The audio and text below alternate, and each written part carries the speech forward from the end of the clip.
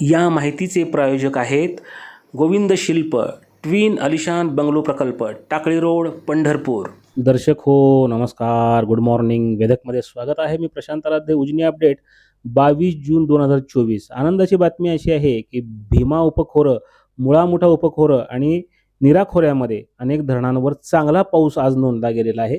उजनी जलाशयावर पावसाची नोंद नाही आहे. उजनी धरण वजा 45.25% आहे. हे धरण हळूहळू भरत येत आहे. जवळपास 15% पाणी या धरणामध्ये 7 जूनपासून वाढलेलं आहे. म्हणजे जवळपास 8 TMC पाण्याची आवक या धरणामध्ये झालेली आहे आत्तापर्यंतची. आणि सध्या दौंड जवळ मिसळणारी पाण्याची आवक थोडी कमी झालेली आहे, कारण पाणलोट क्षेत्रात आणि भीमा खोऱ्यामध्ये मध्यंतरी पाऊस मंदावला होता. मात्र तो कालपासून पुन्हा सुरू झालेला दिसतोय. त्यामुळं दौंडची आवक ही 2110 क्युसेक इतकी आहे. धरणातला एकूण पाणीसाठा 39.41 TMC इतका आहे. धरण मृतसाठ्यातून उपयुक्त पाणी पातळीत येण्याकरता अद्यापही 24.24 TMC इतक्या पाण्याची गरज आहे.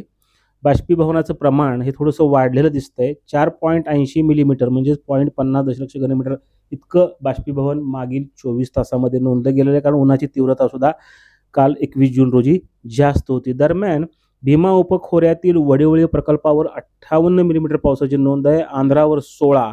याचबरोबर मुळा मुठा उपखोऱ्यातील पवना प्रकल्पावर 55, मुळशीवर 48, टेमघर धरणावर 30, वरसगाववर 18, पानशेतवर 17 आणि खडकवासला धरणावर 4 मिलीमीटर पाऊस झालेला आहे. यातली बहुतांश धरणं ही खडकवासला साखळी धरणातली आहेत. नीरा खोऱ्यामध्ये सुद्धा जो पाऊस मंदावला होता आणि थोडी चिंतेचं वातावरण होतं, तिथं मात्र आता गुंजवणी प्रकल्पावर 51 मिलीमीटर, नीरा देवघरवर 35 मिलीमीटर आणि भाटघर प्रकल्पावर 12 मिलीमीटर पावसाची नोंद मागील 24 तासामध्ये झालेली आहे. भीमा खोऱ्यातली जी धरणं आहेत ती आता हळूहळू भरतायत, म्हणजे त्यामध्ये पाणीसाठा हा हळूहळू होतोय. यापैकी महत्त्वाची जी धरणं आहेत त्यांची स्थिती आपण पाहूया. घोड प्रकल्प जो आहे तो 4.36% भरलेला आहे, जो 0% होता.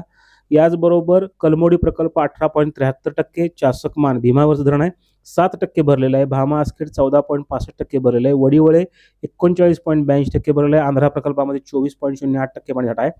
पवना धरण 18.85% भरलेलं आहे. कासारसाईमध्ये 26.40% पाणीसाठा आहे. मुळशी प्रकल्प जो मोठा टाटाचा प्रकल्प त्यामध्ये 5.21% पाणीसाठा आहे. खडकवासला प्रकल्पामध्ये 50.63% पाणी आहे.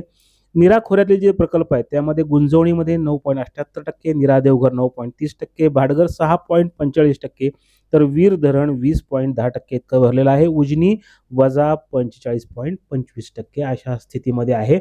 सध्या ही भीमा आणि नीरा खोऱ्यामध्ये पावसाची हजेरी आहे.